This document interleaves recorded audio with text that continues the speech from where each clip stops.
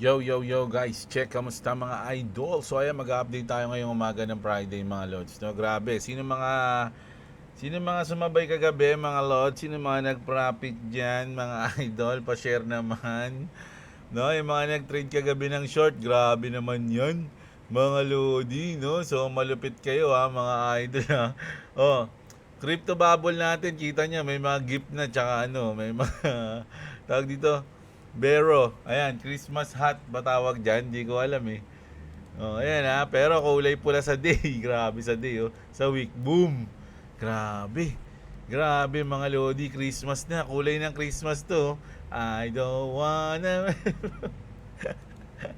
Grabe.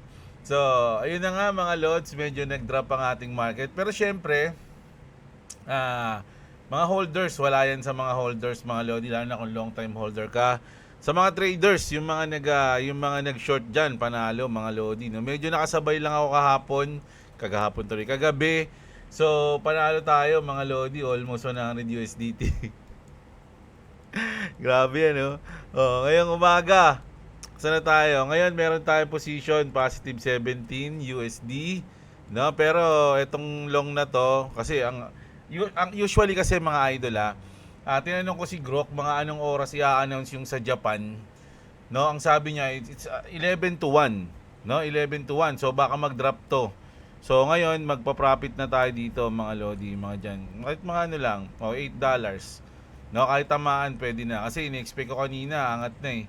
Kaya lang hindi binigo tayo. So pwede na 'yan. $8 lang muna mga lods. No, kasi feeling ko medyo magda-drop eh. No, pero pwede na nga siguro, wag na nga. Ayan na nga, sige, para mag-commit na tayo diyan, mag-commit. Nanalo ako kagabi pag kukumit eh. Nagko-commit ako sa short eh. Kaya medyo nanalo tayo kagabi kahit medyo nagkala ko aangat na. Aangat na, palitan tayo. Sinasabi ko, hindi, wag, mag-commit ka. Dalawa yung may bubulong sa ano ko eh. May bumubulong mga lodi, no. So, medyo nakachamba lang tayo kagabi. Mga lods, hanggang kanina madaling actually hindi nga ako nakatulog ng maayos mga lodi dahil diyan sa trade na yan. Kaya ayoko sana mag-trade. Pero worth it naman kasi panalo tayo. Almost 100. And then ngayon, ongoing profit natin 14. Kung tatamaan to, pahinga na ako, mga lods. No? Kung tamaan yung stop loss natin na $7, medyo papahinga na tayo ngayong araw. Kasi baka yung alam nyo na yung mangyayari sa Japan mamaya, hindi natin alam. Mga lodi, 11 to 1 daw yun mag-a-announce, no? So hintayin natin 'yon, mga lodi, no. Kung sakaling hindi na ako magpo-position noon, last na position ko na 'to, dapat hindi ko na 'to nilagay kanina. Kaya lang nabulag ako sa sa drop eh. Nabulag ako sa drop eh. Sabi ko, "Uy, grabe 'yun ah." Parang ang sarap paglong dun ah. Oh, ayan. So, nako. Kunin ko na kaya 'to para tahimik na 'yung buhay. 1,000 na 'yan, oh. Ngayong umaga lang, good morning. Oh, ayan. So, mamaya-maya na siguro mga lodi, mag-news na muna tayo. Pag may narinig yung ching, ibig sabihin tinamaan yung stop loss natin. Sayang yung 1K mga lods. Pero okay lang yan, ganun din kanina eh. Pero medyo sana pumabor ulit ngayong umaga. So ngayon mag-update na tayo mga lods. Medyo mabilis lang tayo ngayon. Kabang-abang kasi yung mangyayari mga lodi. Gusto ko mag-focus dun eh. No? So, ah this is insane level of manipulation, sabi dito. Ito ngayon nangyari. Alam niyo kung bakit mga lodi? Kasi bullish yung CPI natin kagabi. Mga lods, no? Bullish eh. Ang expected nila 3.1 eh. Biglang naging negative 2.7. So napaka-bullish nun mga lodi. Pero ano nangyari? Nag-drop yung market. Di ba? 8:30 AM sa kanila to CPI came in lower than expected. On the bullish CPI news, Bitcoin pump, no, 2,217 from 87,000 kasi parang nasa 85 something siya nun eh. Di ba? Tapos naging 87. Ay hindi, 87 pala to 89. Ayan pala. 89 in just 60 minutes. 7 billion added to the crypto market. 94 million worth of short liquidated agad yun mga lodi Tapos pagdating lang ng 10 AM mga lodi o alas 10 din sa atin kasi alas 9:30 yun. Mga alas 11 pala siguro. The manipulation starts na raw. Bitcoin dropped at 3,700 bigla. From 89.3 naging 85. in the next 90 minutes lang, di ba? 117 billion erase from the market cap, 100 million worth of longs liquidated. Ganun kalupit ang manipulation na nangyari sa CPI kagabi. Mga idol, no? Pero hindi ko alam to, no? Kumbaga ang alam ko lang nga kagabi, positive kasi sabi ko, tragis yan, bumaba na 2.7 eh. Kasi inaabangan ko din mga lodi. Although hindi ako nakapag-update kagabi kasi may tao dito sa bahay, hindi ako nakatingin lang ako sa cellphone, no? May bisita kagabi, so hindi ako nakapag-upload talaga. So sabi ko, sige na nga, tingnan ko na lang. Ay 2.7 no. 2.7 ang forecast nila 3.1. Biglang naging 2.7, so positive to sa crypto. So biglang nagulat ako, nagpump lang ng konti. Tapos nag-drop. Sabi ko, ba't nag-drop? Dapat nga mas maganda mag-pump siya ngayong gabi hanggang bukas. Tapos pagdating ng Japan News, dun siya bumaba para medyo may alalay na. Alam niyo 'yun? Kasi sabi ko nga, kung babagsak tayo ng nasa ilalim tayo, halimbawa, nasa ilalim yung nandito tayo kahapon eh. Gusto ko umangat eh. 'Di ba? Sabihin natin yung mga 2.5, 'di ba? Sabihin na natin grabe, mga 2.3 o ganyan, umangat ng ganyan dahil sa CPI news. Tapos biglang halimbawa lang dito tayo, 'di ba? Umangat CPI news, tapos biglang nag-announce yung Japan, saka tayo bababa. So yung announcement ng Japan, inabot lang tayo kung nasan tayo ngayon, di ba? Parang ganun yung expect ko. Kasi imagine mga idol kung nasa baba tayo, sabihin na natin andito tayo ngayon, ayan, andito tayo sa 1.7 o sabihin mo ng 1.7, tapos biglang nag-announce yung Japan, bababa pa tayo ng 1.6, 1.5. Ganun kumbaga dapat yung task kagabi, ayun na yung alalay sa bagbagsak ngayon. Kaya lang hindi nangyari. Pero kasi nga syempre nagpo-position ako. Grabe yung short eh. Nagulat ako, ang bilis eh. Sabi ko, oh my goodness, ang lupit na ilang minuto lang. yung kausap ko nawawala eh. Kapag nawawala ako sa usapan namin pag nakita ko yung chart eh. Sabi ko, uy, lupit na. So, antindi.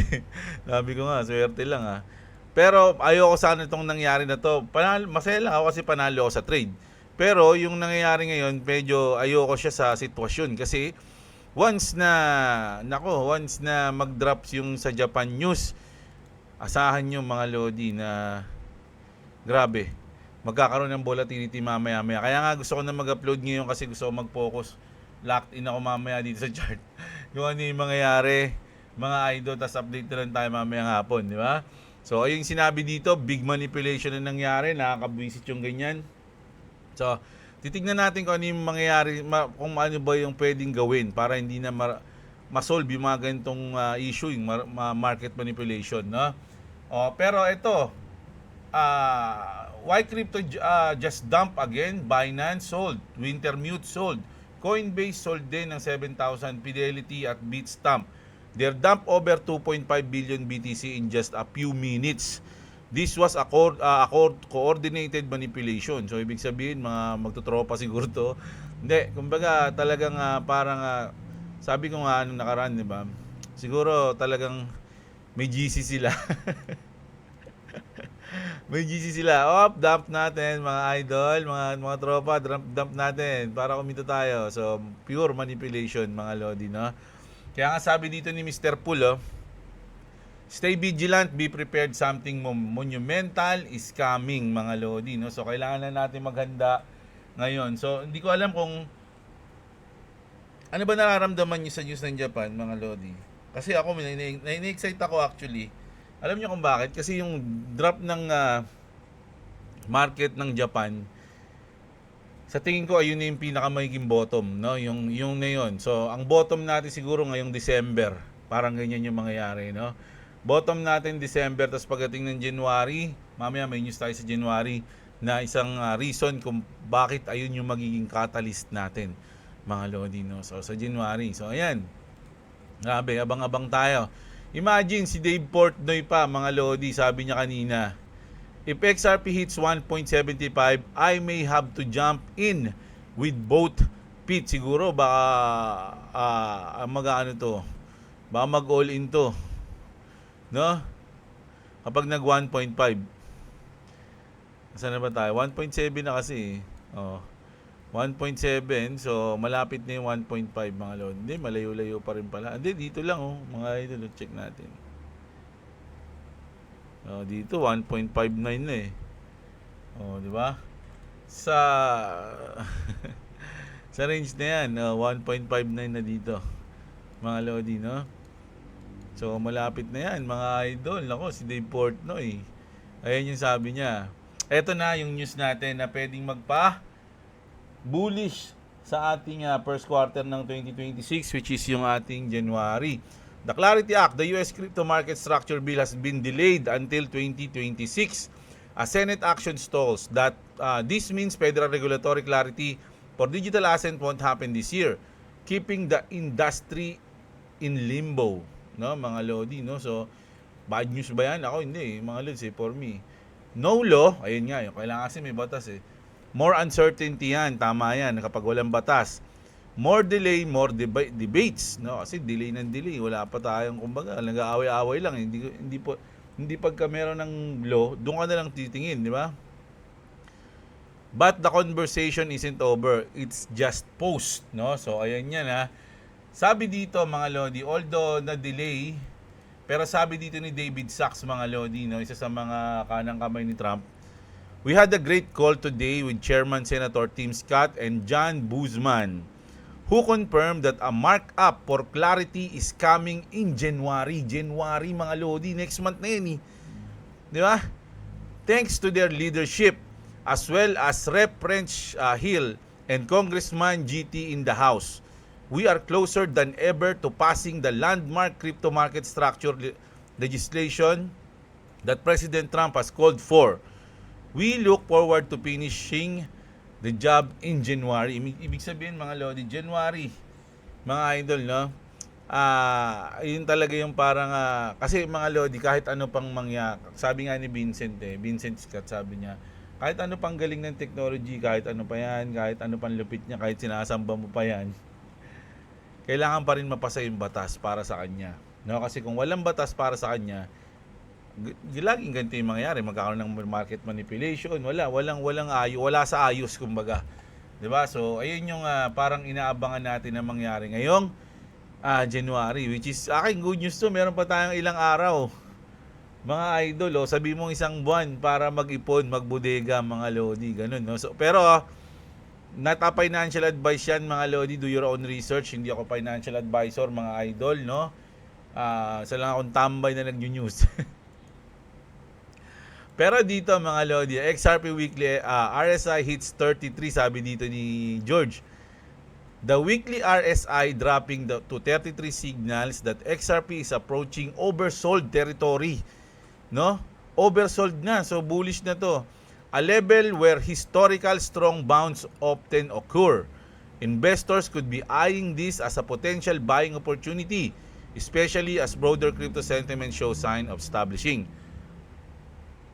Watch this range closely. A significant bounce could be coming, mga idol, no? So pwede raw mag-bounce anytime. Mag-bounce pa baba. Sa tingin ko magba-bounce to pag tapos na ng announce ng Japan, mga lodi, no? Once na matapos na yon, nako, doon na tayo. Nako, lock in tayo doon, mga lodi. Focus tayo doon, mag-aabang tayo, mga idol. Pero dahil alam natin na ganun yung nararamdaman ng lahat ng trader, katulad natin, naabangan natin yung baka mag-dip pa ng mag-dip yun, mga lodi. Ano lang, ingat lang kasi loko-loko si market maker, mga lodi, no? Alam niyo yung nararamdaman nyo, no? Alam niyo, kagabi meron ako napanood, kahapon pala, meron ako napanood na documentary na isang babae siya na gumaling siya sa trading kasi yun-kontra niya yung sarili niya. Pag nararamdaman niya, pag gusto niya mag-trade ng long, ang ginagawa niya, nag-short siya. Ganun Kapag nararamdaman niya mag-short, naglo-long siya. So parang kinokontra niya yung sarili niya at dun siya nananalo, mga idol, no? So ang kulit nun eh. Ang kulit nung damandam ako yun, mga lodi, nung pinapanood ko yun eh. Sabi ko, tangan, galing Ni Jim Cramer yung sarili niya. Ayun. So, natuwa lang ako doon, na-share ko lang sa'yo. Nakalimutan ko yung pamagat eh, kasi halo-halo yung pinanood ko kahapon eh. Nakalimutan ko, hanapin ko na lang sa history. Grabe, so, ayun no, sana may ganun no, sana totoo yun. Try ko kaya saan yun, sa demo mode. Sa demo mode yung ganung strategy. Na pag kukontrahin ko, kumbaga, mismo dito sa BitGet, sa mismong live trading, kung ano yung gusto ko. And then sa demo trading, magpo-position ako ng kabaliktaran. Tapos titignan ko kung ano yung lamang yung panalo. Tignan natin kung ano yung lamang yung panalo, mga Lodi, no? Ganun na lang kaya, mga idol. Para malaman ko kung ano yung magaling. Ako o yung katangahan ko. So, ayan. Grabe, no? So, tapos ito, mga Lods, nag-tweet na naman si IQ 276. Crypto may move toward super cycle by quarter 1 2026 based on current trends. So ayan sumasang-ayon si 276 IQ no sa January of sabi natin Q1 no na mag-uumpisa yung ating bull run, pero sa kanya tawag niya super cycle, no, which is napaka-interesting, mga Lodi, no. Super cycle ba talaga ngayong cycle na to, mga idol? Sana mabilis na to. Naiinip na ako, mga idol. Alam niyo, pinapa-search ko na nga kay boss yung yielding yung yielding sa XRP. Kasi syempre, if ever na, kasi actually, sabi ko nga maliit lang kasi yung mga invest natin ngayon kasi nag-assess na natin. Pero, may plano kami, no? Parang ang gagawin namin, habang pagtapos ng profit, kung sa tingin ko tapos na yung bull run, no? Mag-i-stake kami or mag-i-stake or mag-yielding ganun, no? Hindi pag-aaralan pa namin, wala pa akong idea talaga doon eh. Pag-aaralan namin. So, para yung mga tubo siguro ayun yung ipa-profit namin or ayun yung ipang-trade ko. Parang ganun, no? So, doon ako na-excite sa plano namin na yun. So, hindi sa take profit eh. Doon ako na-excite eh. So, kasi wala pa ako take profit. So, ayun. Ayun yung news natin na, mga Lodi. Kumbaga, inaabangan lang natin ngayon na, kasi actually, anong oras na? 10:43. So, mga 11, mga idol, 11 to 1, abang na tayo ng announcement ng Japan. Okay? So, sana mapanood nyo pa to bago mag-11. Or kapag 11 na, pinapanood nyo to, hindi pa nag-a-announce yung Japan. So, ayun kita-kits tayo mamaya. Update ko kayo mamaya. Pasensya na kayo, hindi tayo nakapag-update kahapon kasi may nabisita. Mga Lods, hindi ako nakapag-news. So mamaya, update tayo kung ano yung mangyayari sa market. Mga Lods, kita-kits tayo, no? So huwag nyo kalimutang mag-like at mag-subscribe kay Clovis Gaming. Kay Clovis Gaming, mga Lodi. Ayan, napakalapit na nung kanyang raffle. Alam ko, it's either Monday or Tuesday. Magpaparapol na si Clovis sa kanyang mga subscriber, no? So subscribe kayo, may chance kayo manalo ng Panoche Bueno niya na 500 pa Gcash niya, mga Lodi. Pipili siya ng 5 sa mga subscriber niya. So ayun, kita-kits tayo, mga Lodi, mamaya. Maraming salamat sa manood. Mga Lods, please palike ng video natin. Napakalaking tulong yan sa atin. Ganito ako kalungkot pag di nyo nilalike yung video natin, mga idol. Kita-kits tayo. Bounce na si Jeblo, mga Lods. Love you all.